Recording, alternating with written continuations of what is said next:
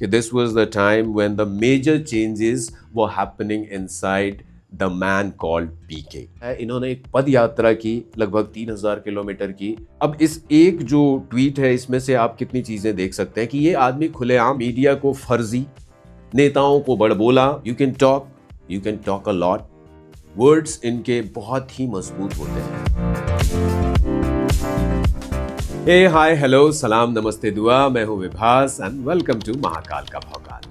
कहते हैं अगर किसी व्यक्तित्व को जानना हो, खास करके अगर वो व्यक्तित्व पब्लिक फिगर हो, मतलब कि एक सार्वजनिक चेहरा हो, तो उसको आंकने का या उसको जानने का सबसे बेहतरीन तरीका होता है कि इस व्यक्तित्व ने अब तक क्या क्या कहा है, इस बात को जाना जाए। कोई व्यक्ति अगर कुछ कह रहा है, मतलब कहीं ना कहीं उसके अंदर जो थॉट्स है, ही इज एक्सप्रेसिंग दैट। वो थॉट्स ही लाइंस बनकर, वर्ड्स बनकर, फाइनली एक पैराग्राफ बनकर, मतलब कि एक विचार बनकर बाहर आता है शब्दों के माध्यम से।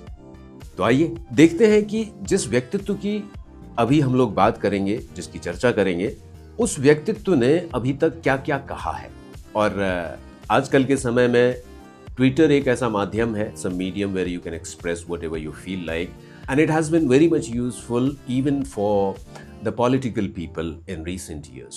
तो ट्विटर पर इनके कुछ ट्वीट्स हैं, हालांकि बहुत सारे हैं, लेकिन उनमें से कुछ जो है मैं आपको पढ़ के सुनाता हूं ताकि हमें अंदाजा आ जाए कि इस व्यक्तित्व के अंदर बाहरी दुनिया को लेकर, मतलब ये जैसे आजकल राजनेता हो गए हैं, कहीं ना कहीं संपूर्ण बदलाव की बात करते हैं, तो इन्होंने जो कहा है वो हमारी समझ में आ सकता है कि इनके अंदर क्या चल रहा है। और एक जर्नी है इनकी, तो अलग अलग समय में इन्होंने अलग अलग बातें कही हैं, तो उससे कहीं ना कहीं हमें एक आकलन मिल जाएगा कि the personality we are going to discuss how he is, what he is. At least we can have an idea और we will have a bit of information जो इनको समझने में आगे हमारी बहुत मदद करेगा। सो देखते हैं कि इनके ट्वीट्स में क्या क्या है।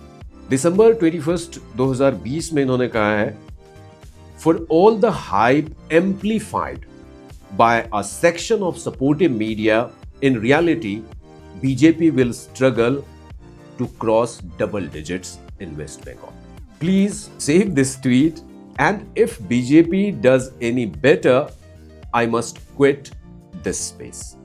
अगला है दिसंबर से बहुत पहले, February 11, 2020 को।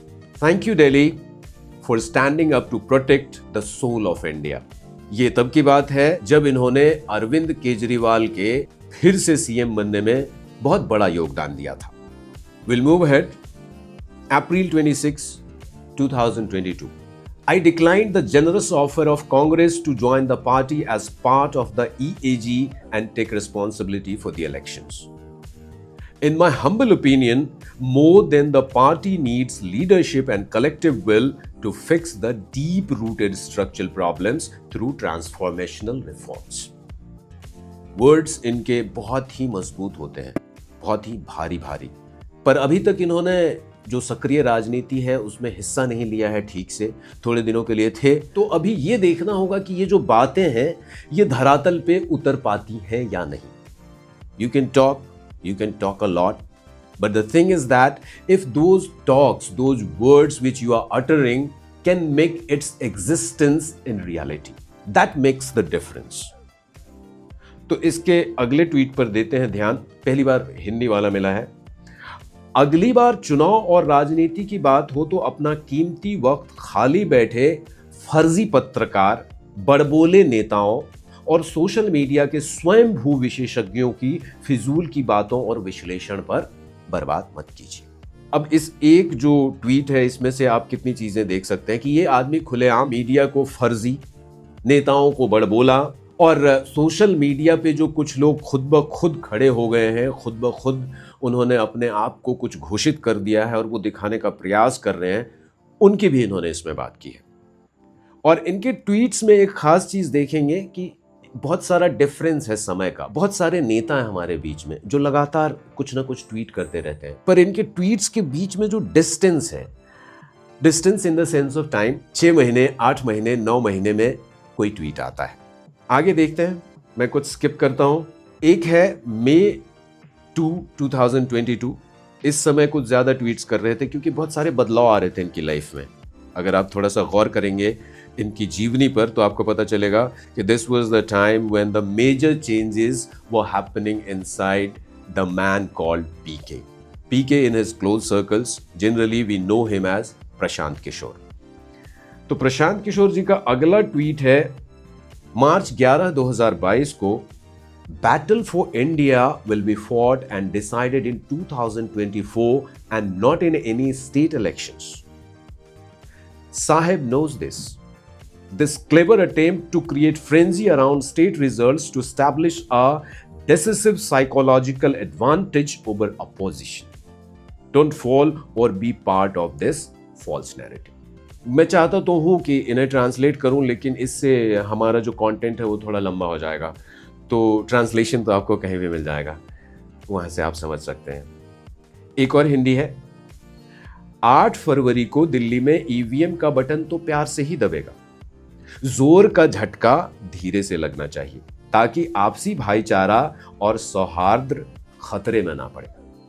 यहां पे इनका जो ह्यूमर है वो थोड़ा सा खुल के आया है, जोर का झटका धीरे से लगना चाहिए।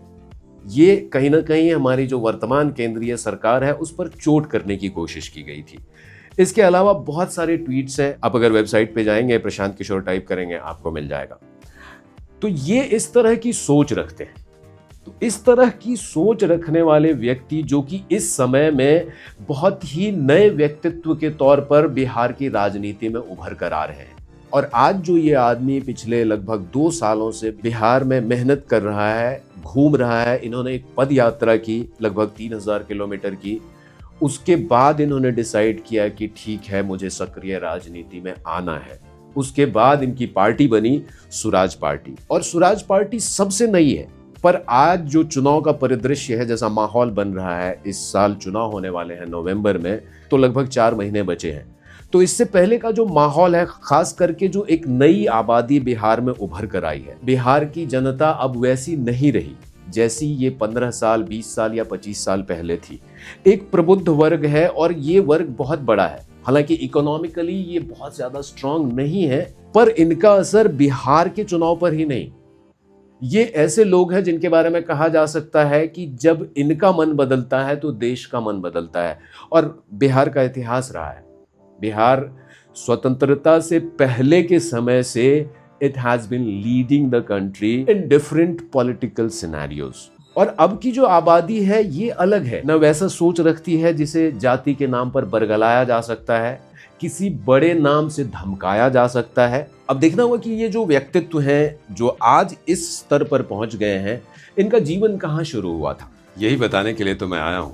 लेकिन आपको इंतजार करना पड़ेगा इसके अगले पार्ट के लिए। हालांकि मैंने कोशिश की थी कि इसे बहुत जल्दी कम समय में समेट लूं, लेकिन ये संभव नहीं हो पाया। तो इसके अगले पार्ट में मैं फिर मिलता हूं आपसे। तब तक आप लोग अपना ख्याल रखिए। Thank you.